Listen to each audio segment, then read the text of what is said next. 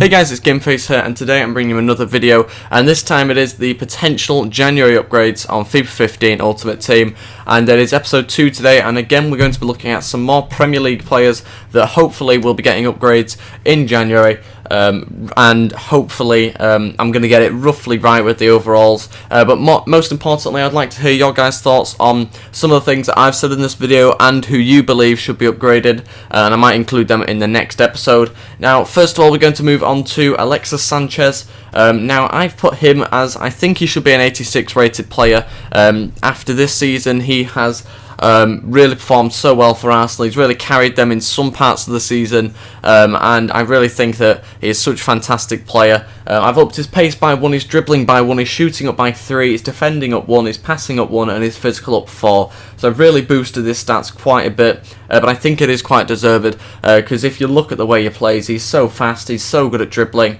and his shooting has been really good as well this season. I also felt his physical was maybe a little bit low, and it could even go above 70 to be honest, because he is quite a physical player, he's quite a strong player for his size, and his passing I also thought was quite good to just push up 1, because I think his stats in general should all go up because he is a very good player. Moving on to the next person that we have, and it is Frank Lampard. Now, it's something a bit different. It's weird thinking that you're getting a January upgrade, or might be getting a January upgrade, at the age of 36, 37, whatever he is now. But I think he deserves it. He has played, when he has played for Man City, he has played well, and it's only a 1 upgrade, 1 overall upgrade, but I think it is actually deserved, because he has done really well for them this season. It's so strange saying that, the fact that he was from Chelsea, and he played for them for so long, but he has played so well for Man City this season. I've upped his pace by 1, his dribbling up by 2, shooting up by 2, defending up by 2, passing up by 2, and I didn't move his physical because I thought that was about right. If not,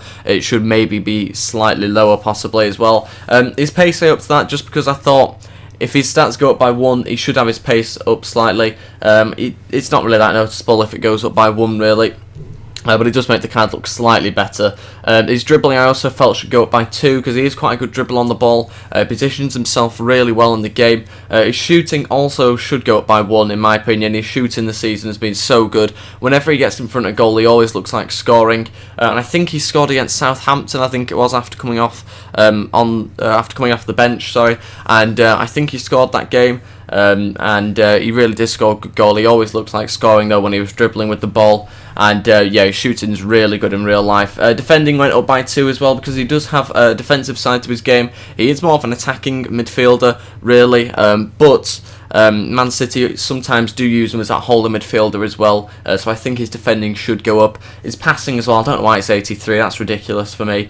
85 passing I've put him at because he really is a good passer. Some of them long balls he's been playing through to the likes of Aguero and Dzeko this season have been absolutely fantastic. He's been one of the creative players when he's come off the bench or played at all for Man City, so he really does deserve an upgrade of at least 1 really for me. Moving on to the next play, we have Sigurdsson for Swansea, and he is 77 overall currently, but I've said that he should be upped by 3 overall, which is probably one of the biggest upgrades I'll do during the series. And I've upped his pace by 3. I've upped his pace because he actually does have more pace than that. I thought in game he doesn't seem like he's got that much pace compared to what he has in real life. His dribbling should also go up by 3 because, again, he's a very good dribbler. You've seen that with him and Bonny playing as the attacking players for Swansea. He's a very good dribbler. His shooting should also go up 1 as well. Defending I've not put up at all because he's not really a bit of much of a defender. It's quite high for him anyway, I think. Passing's gone up 5. I think that's definitely deserved. His passing is so good. Playing them passes to Bonny and Routledge and all sorts of different players. And then his physical's not gone up in my opinion either, because I just feel that he doesn't really use the physical side of his game that much. But I've put him up 3 overall because he's been absolutely fantastic for Swansea this season, along with Bonny, who might be included further on in this series. Moving on to the next player that we've got, we have Oneyama.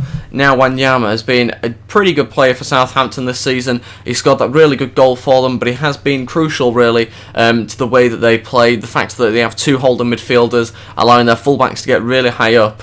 Oneyama and Schneiderlin have been really good, but Oneyama has included a couple of goals this season, and obviously being one of the creative players and one of the players that's there to kind of stop players getting through Southampton and through their into their defence. So he is a really good player. I've upped his pace by 2, dribbling's gone up by 0, shooting up by 4, defending up by 3, passing up by 1, and physical up by 1. Now the reason why I put his pace up is because I think maybe 68 pace was slightly unfair on him. He does have slightly more pace than that, I believe. Dribbling didn't go up really because I don't really feel he does do that much dribbling in game. His shooting's gone up, down to the fact that he scored that really good goal for Southampton, but he also, I believe, he's probably got quite a lot of shot power in the way that he took that shot. I can't remember who it was against now, but it was a decent shot anyway, and I do believe his shot should be higher than that anyway. Defending's gone up 3 because he is obviously a defensive player, and he's done a lot of defending for Southampton this season, sitting back along Schneiderlin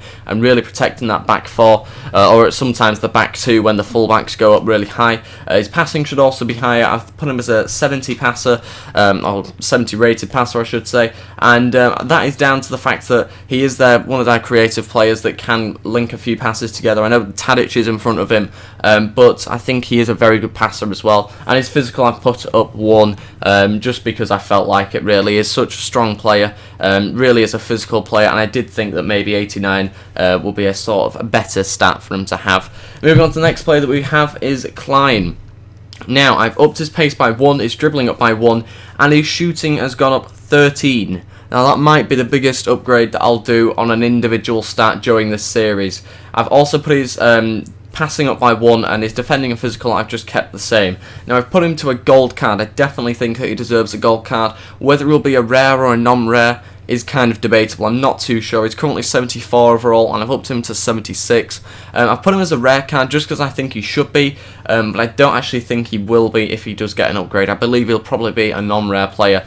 Now, the reason I put his shooting up by 13 is because he has scored so many goals for Southampton, both this season and last season. He has scored quite a few, actually, for a defender. I don't know whether it's 3 or 4, but that is quite a lot for a right-back, and I do think that it's got to be higher than 52 shooting when you've seen some of the goals that he's scored. I've put it at 65 shooting. It could, to be honest, be even higher than that, nearly 70 really. His pace I think should also go up there as well. The reason why I didn't up his defending is because I don't feel that maybe it should be any higher than 72. I think that's about right. He's quite an attacking player, so I don't think it should be any higher than that, and his physical stat I also thought was about right as well. Moving on to the final player, I have decided to do 6 players this episode. Just let me know how many you think I should do each episode, and I'll try and up it or lower it depending on what you think. The next player I've got to talk about is Berahino, and he's getting a big upgrade, probably one of the biggest upgrades I'll do. Like I said previously with other players, it might well be the biggest upgrade that I do on an overall. So Berahino, I put him up 7 overall. That's quite a lot to go up, and the reason why it is 7 overall is because he has done such a good job this season for West Brom, scoring plenty of goals. I've still kept him as a silver because I don't feel he's quite a gold level. Maybe if he continues to be consistent throughout the season, then he deserves a gold level card, but at the moment I think his pace should go up by 3, dribbling up by 2, shooting up by 2, defending up by nothing, and passing and physical up by 1. Now they're not really that much of a big increase in stats, you might have noticed, even though I've upped him by 7 overall. It doesn't quite make sense, that one, but I think that you're looking at his stats and he does deserve to be a 74 rated card.